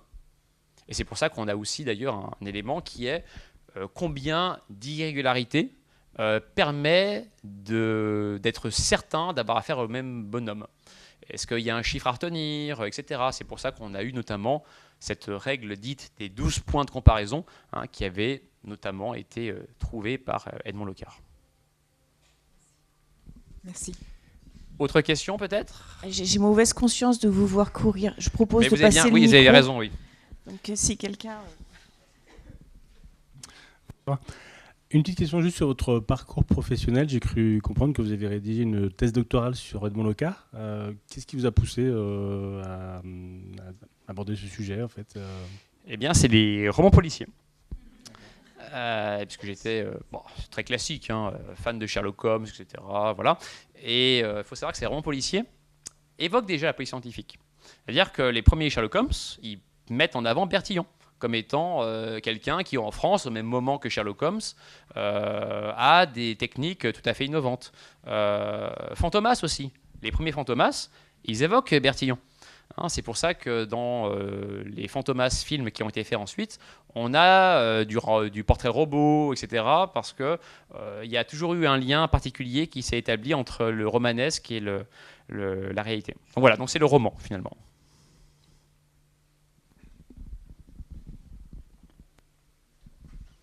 Vous avez parlé des séries américaines. Alors, je ne sais pas si vous êtes spécialiste de la police américaine, mais souvent, ils parlent du type caucasien, pour dire un blanc. Et si on se base au Caucase, ça c'est pas tout à fait... ça reflète pas. Alors, je n'en sais rien pourquoi ils parlent du type caucasien, mais c'est vrai que le Caucase, en plus, c'est une poudrière, donc... on serait bien incapable de définir un profil type tellement les territoires sont revendiqués par les uns et les autres. Mais non, effectivement, je n'ai pas de piste. Je ne sais pas si quelqu'un dans la salle aurait une piste. Ah, monsieur, oui. Ça a été un sujet compliqué, effectivement, parce que dans le logiciel Gaspard, gestion automatisée des signalements et des photos répertoriées distribuables, qui était le logiciel donc utilisé partout, dans tous les services de police, pour la signalisation, est venu à un moment ce problème justement de cette appellation caucasien. Mais ils n'ont pas trouvé la solution, donc ils sont partis sur le fait que caucasiens étaient les gens qui avaient la peau plutôt claire, et méditerranéens, ceux qui avaient la peau plutôt, on va dire, foncée. Voilà. Mais il n'y a pas eu vraiment de... Voilà. Donc ils sont partis sur caucasien, méditerranéen, puis après, ensuite, on avait même le type gitan, qui a été enlevé après. Merci. Il y avait d'autres questions, je crois, au milieu ou au fond. Alors tout au fond. Qu'on n'oublie pas le fond quand même, attention.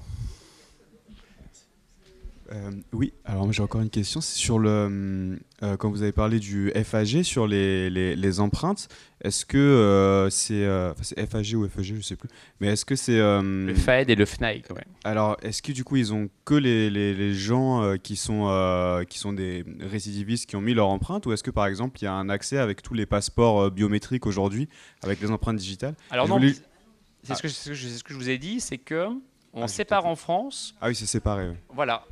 Les fichiers qui sont pour vos papiers de ceux qui sont pour le FAED et le FNAIG.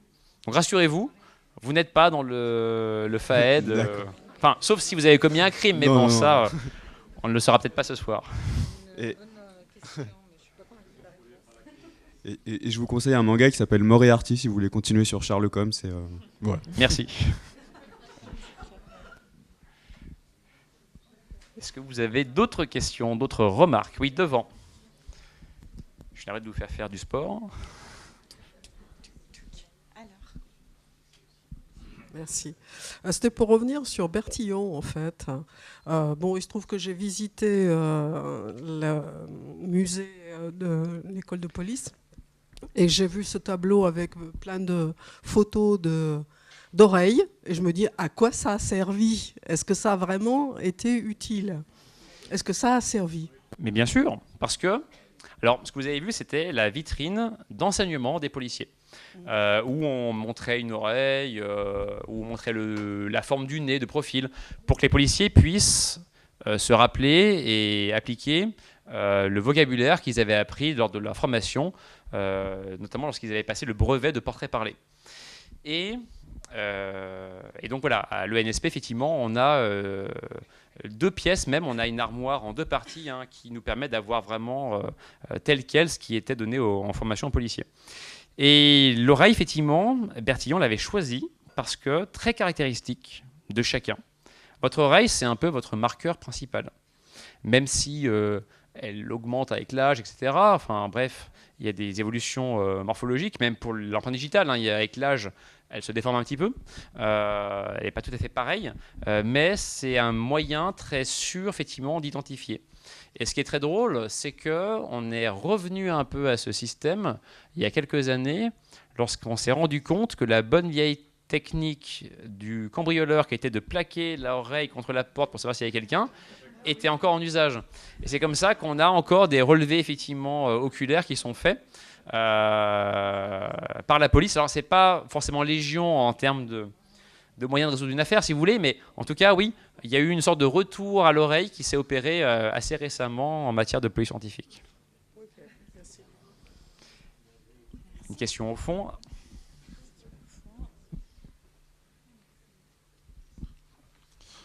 Oui, pour répondre à la question de la dame, je pourrais répondre après si tu veux, Amos, mais pour l'usage de l'oreille, il y a eu une affaire célèbre dans l'entre-deux-guerres, l'affaire de la princesse Anastasia. Donc, s'il y en a qui veulent plus d'infos, n'hésitez pas. Ou venez visiter. Alors, ce n'est pas le musée de l'ENSP, c'est la collection criminalistique. C'est une collection privée. Nous n'ouvrons pas au public. Sauf petite dérogation. Les dérogations, c'est moi. Donc voici François qui travaille à l'ENSP, effectivement, et qui tient cette collection de criminalistique qui est l'héritière du musée de criminalistique que Locard avait créé dès 1920. Voilà, et donc pour l'histoire des oreilles, c'est l'affaire de la princesse Anastasia. Je ne sais pas si vous vous en souvenez. Enfin, si vous avez lu l'histoire, voilà, c'est dans l'entre-deux-guerres. Les banquiers suisses ont vu débarquer des femmes qui disaient qu'elles étaient la princesse Anastasia, vu que lors de la mort des Romanov, en fait, les corps de la princesse et du tsarevitch avaient été enterrés à part.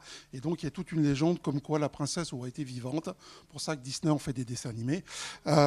Et donc, en fait, ils ont comparé les photos, enfin, la taille des photos, la taille des oreilles sur les photos de la princesse avec les prétendantes. Et donc, bien sûr, c'était toutes des impostrices. Donc, il y a eu des vrais cas, mais assez peu, mais ça marche, effectivement. Merci. Est-ce qu'il y a éventuellement d'autres questions?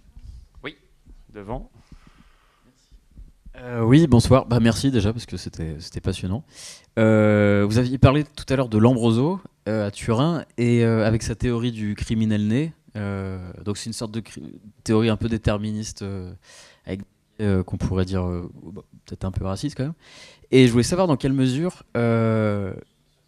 comment dire, Lacassagne et Lombroso s'expliquaient. Est-ce que c'était via une certaine presse spécialisée? Est-ce que c'était des choses qui, dans l'imaginaire populaire, étaient connues via cette médiatisation, ou sous quelle forme en fait ce débat avait lieu? Et voilà, c'était ma question.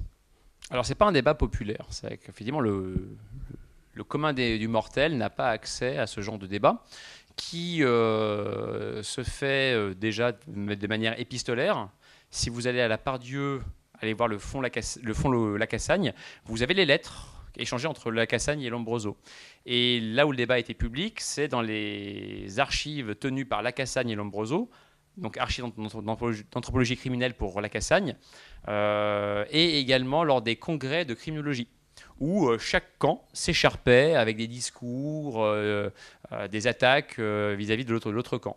Donc c'est par ce biais-là, mais c'est vrai que c'était circonscrit aux scientifiques finalement, pas tellement aux citoyens lambda qu'on a eu accès à ce débat. Mais un débat qui est important parce qu'effectivement, ce qui se joue, c'est pas qu'une question de criminel, c'est aussi une question de comment est-ce qu'on perçoit la société. Vous avez dit raciste, effectivement, tout à fait, on est en plein dedans parce que nombre d'analyses qui ont été faites distinguant les races ont pu servir peut-être d'éléments justifiant un discours particulier par la suite. Donc c'est beaucoup plus large que le seul univers du crime. Ouais. Et d'ailleurs, petite conclusion, c'est que la différence qu'il y a entre les deux discours, elle est peut-être plus fine que l'on l'imagine, parce que la Cassagne n'était pas totalement déconnectée de l'approche biologique.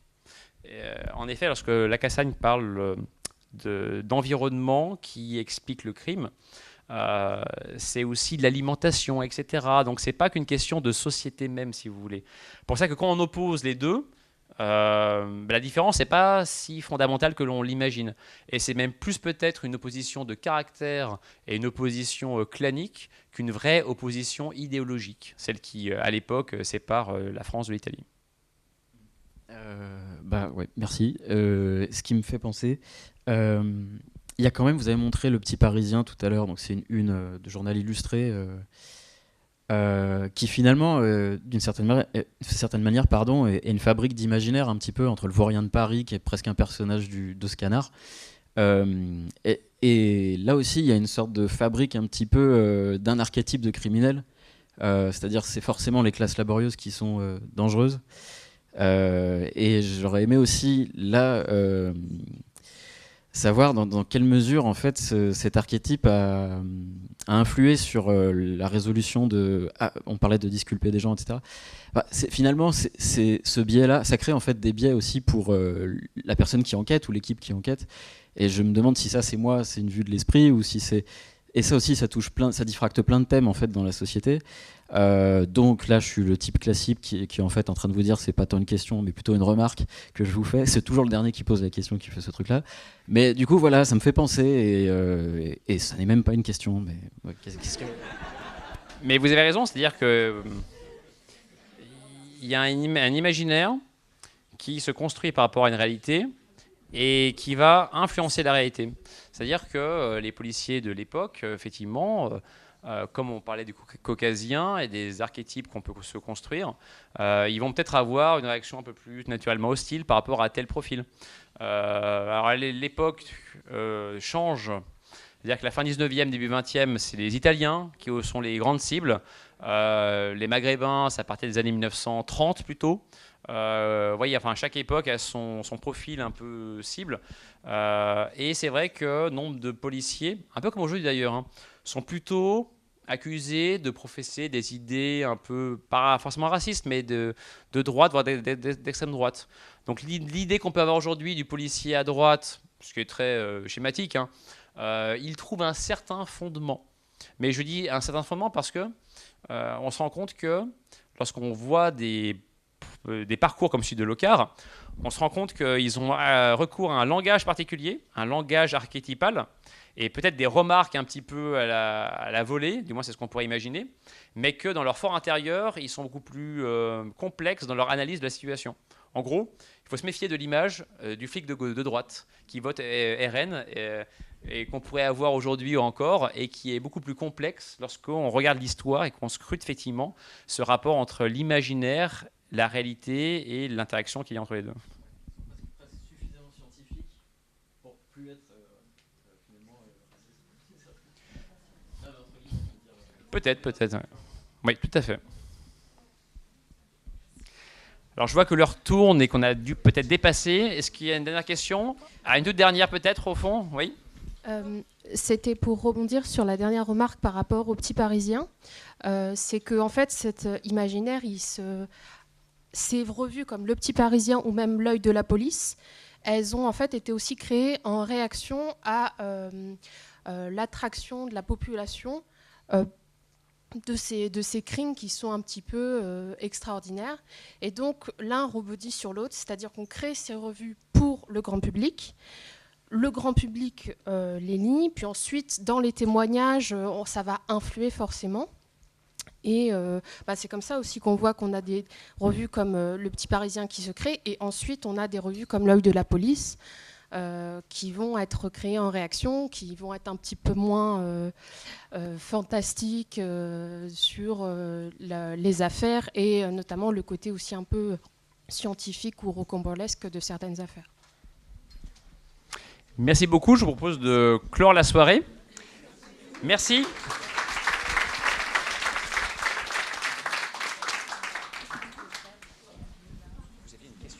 Oui, c'était l'intelligence. l'intelligence artificielle.